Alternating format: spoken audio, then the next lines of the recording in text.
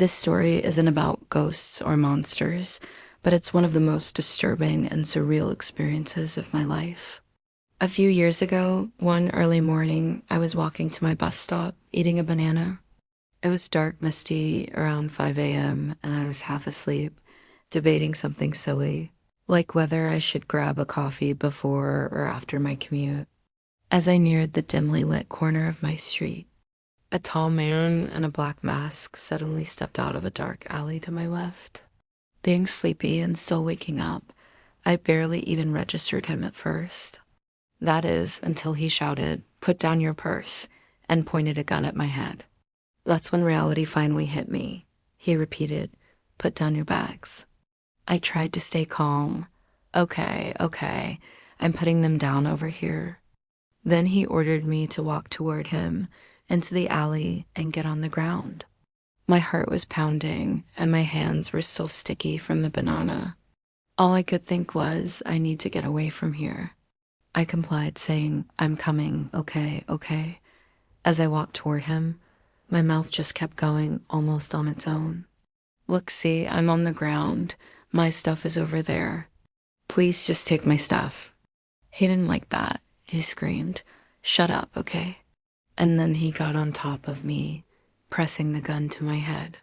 Now, I should probably mention that I was on my way to coach a high school practice, so I was dressed in huge baggy pants, a hat, and a jacket. Honestly, if it weren't for my voice, I probably looked like a teenage boy from a 90s music video. As this guy was on top of me, gun to my head, he paused. I don't know how I knew this, but I swear in that moment, it clicked for him that I was a woman. He immediately got off me, stood up, and pointed toward the dark alley.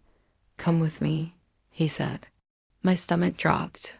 I remembered hearing about a recent string of assaults in my neighborhood, even during the daytime. When he pointed down that filthy alley, my inner voice just screamed. One part of my brain was saying, "There is no way you are going down there without a fight." The other part shot back, "But he has a gun, you idiot. Follow me," he yelled. So I did what I do best. I talked. "There's no way you're going down there without a fight." The other part shot back, "I'm coming. I'm following you." I called out to him, and then he made a crucial mistake. He believed me. He turned his body and the gun toward the alley, expecting me to follow. That was my chance.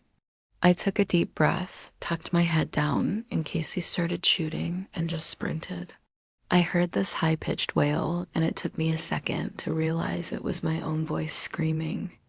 I ran for what felt like 6 or 7 blocks before circling back to my apartment, praying he hadn't followed me and seen where I lived. An hour later, the police checked the alley, but he was long gone. The only evidence left of the entire ordeal was my banana peel, slowly browning on the pavement, and an adrenaline rush that I couldn't shake for days.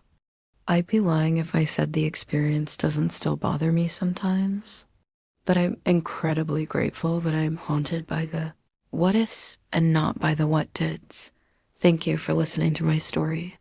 If you've been through something similar, remember you're not alone and support is available. Please consider subscribing for more stories. Stay safe out there.